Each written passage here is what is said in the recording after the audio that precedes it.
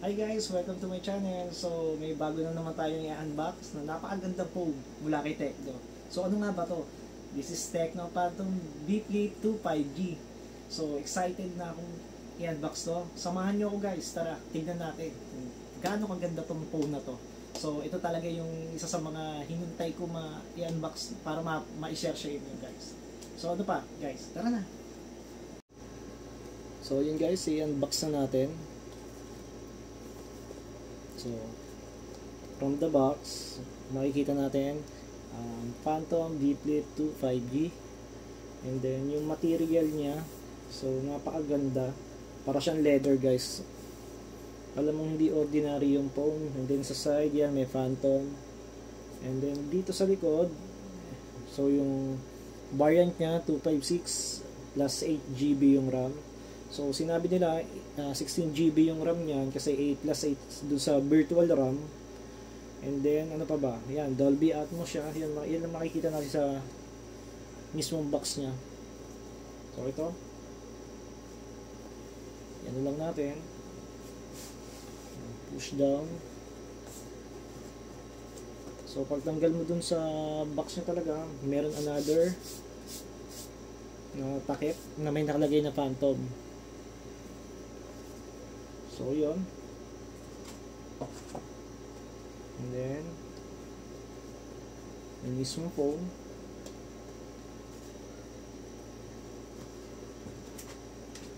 Ayan. So, itabi muna natin saglit.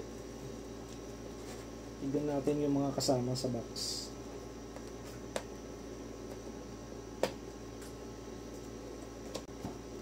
So, ito, may maliit na card dito, Phantom na nakalagay.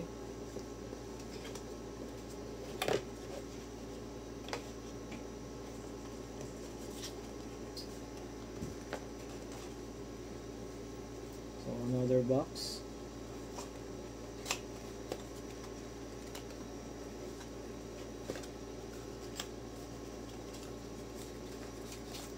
So, yun guys, makikita natin dito sa box ng casing niya na free. So, mga stickers, mga cute pet. Yan, makakasama niya. Pwede nyo siyang idikit kung kahit saan nyo gusto, kung sa phone o sa mga kahit saan sa gamit nyo. And then, yung free case guys.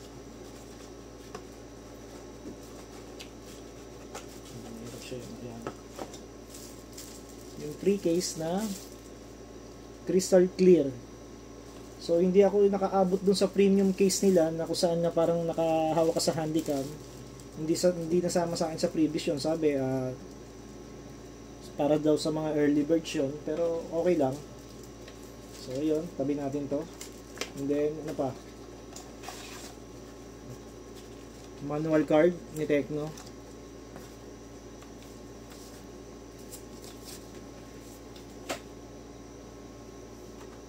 So, meron pang maliit na card dito. So, ito yung para dun sa subscreen niya na NFC.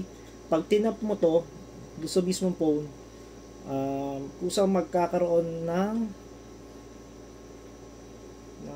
animation wallpaper dun sa sub na mismong ganito. So, ito ang ganda. Balik natin yan. And then, ito. USB Type-C cable, then SIM ejector,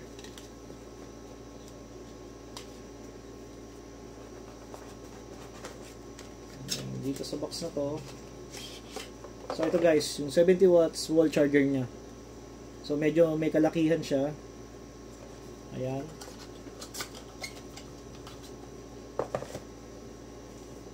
So dahil tapos na tayo dyan, balik natin sa box.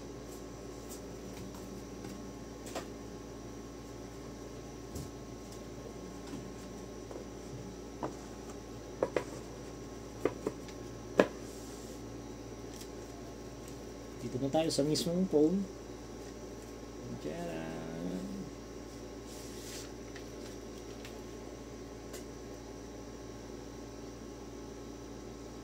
So yun guys, napakaganda lalo na sa personal. So may NTC and then Tecno stickers. Yan, nakalagay din yung variant niya dyan. Then ito yung subscreen niya. Kaya pala dyan sa side may Dolby Vision na nakalagay. Yan. Ito yung tinatawag nila guys na ultra flat flagship. Yan, napaka flat niya talaga kung titignan mo. Ang ganda, ang nipis. Kalahin mo paano niya na pagkasya yung mga gantong material sa ganitong kanipis na phone. So yun guys, buksan natin. Yan, makikita natin. Yan yung isa sa mga trademark na wallpaper ni Tecno Phantom.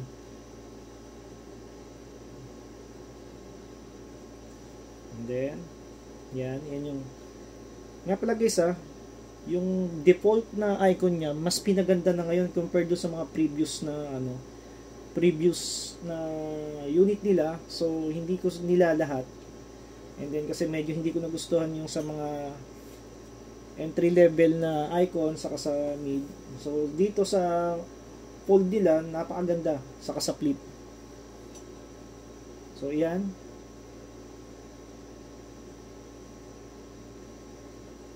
hindi pa natin nasa-setup to pero pakita ko sa inyo. Nga pala guys, itong variant na to na sinasabi nila, this is a 256 GB of internal storage, and then sabi nila dito 16 GB yung RAM dahil may virtual RAM siya, pero ang tunay talaga is 8 GB RAM talaga yung ROM niya, ay yung RAM niya. So kaya lang magiging 16 GB dahil dun sa additional virtual RAM niya na pwede mong gamitin. So para sa akin, nasa sa inyo yan kung gusto nyo gamitin ba, kung masyado kayong ma-multitasking. Pero kung hindi naman guys, mas suggest ko na wag nyo na lang gamitin para mas tumagal yung internal lifespan ng phone nyo. And then sa CPU naman natin guys, sa CPU natin meron tayong octa-core MediaTek 820 5G. So halos na yun flagship sa mid-range category. Kumbaga tawag sa kanya mid-tier, mid-upper tier. Yan. So isa sa mga yun, kumbaga mid-range yung yung CPU, pero nandun siya sa category sa mid-range sa upper, pinaka-upper. So and then sa screen size niya guys, meron tayong 6.9 inches LTPO AMOLED screen na meron 120Hz refresh rate, Full HD. Yan. Tapos sa subscreen niya, meron tayong 3.64 large multifunction external screen. So mamaya papakita ko sa inyo yan, yung kung paano ino-operate yan. And then ayun, sa battery naman meron tayong 4720 mAh supercharged battery, 70 watts yung charging time niya. So mamaya tingin ko nasa less than 30 to from 0 to 100%. And then, so ano pa ba? Sa camera meron tayong yan, double camera 50 megapixel and then 32 megapixel, 2 times lossless zoom. So ano ba yung lossless zoom guys? Yung kahit i-zoom mo siya na yung object na gumagalaw, hindi siya pagka kinapture mo, hindi siya parang blurred. Talagang makukuha na siya. Ganun kabilis yung katalas yung niya, yung lens niya. And then meron din tayo sa low light photography, and then AIGC guys, photography nga pala. And then ano ba yung AIGC na yon? Sa yun yung power of AI ni Tecno. So kayang-kaya na natin pag nakapag-shot tayo, kayang-kaya na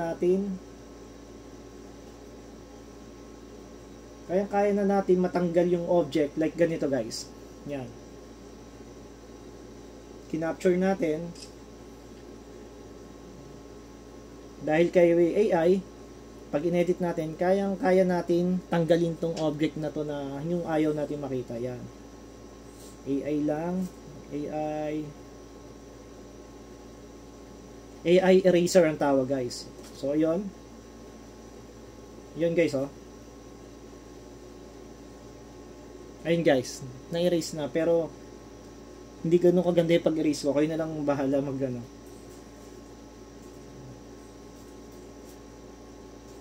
And then, meron din tayong macro.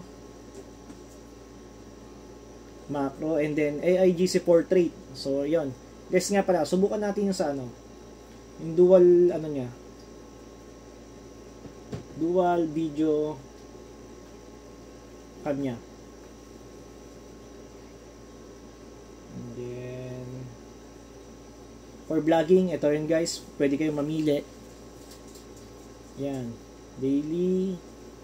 Yan, happy time. Yan, AI cam. Pang portrait. Super night. Kasing, ano, tignan natin. Meron tayo mga slow motion, time-lapse, dual video. Ito yun guys. Yan. Pwede kayong kumuha ng video at the same time na nakaharap sa inyo, and then nakukuha na natin yung gusto natin. Yan. Yan, may super night, more, ano pa ba, panorama, long export, sky shot pro. Yan. Ang dami guys, ang daming pwedeng magawa sa camera nito. Ang dami yung pwedeng laruin. And then, ano pa ba? Nga pala, tignan natin yung sa video niya kung ilan yung kaya. 1080p, 60 fps, yan.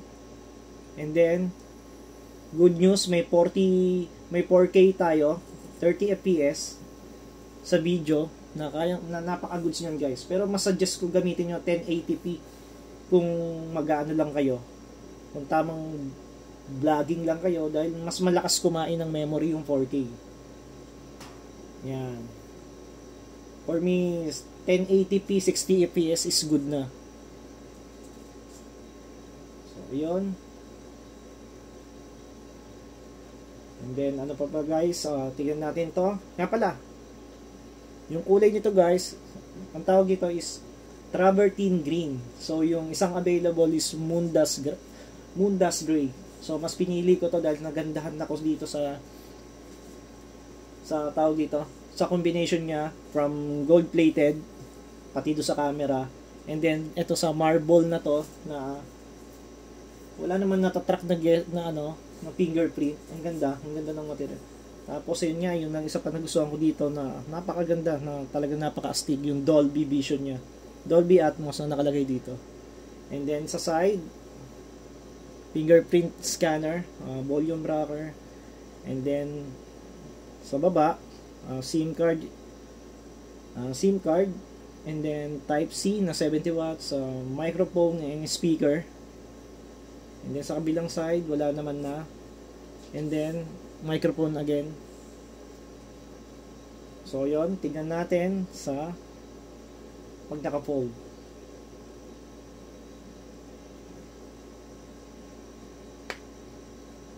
Yan guys. Ito yung sa subscreen niya. Ayan, napakaganda oh. Nga pala guys, sa subscreen niya, ang dami mo nang pwedeng magawa compared do sa previous version man niya, yung circular lang yung ano, yung subscreen. So ito talagang in-enhance niya, napakalaki na 3.64 large multi-function external screen. So dito pwede ka rin kumuha ng video or pwede ka mag-selfie. Gaya nito. Yan.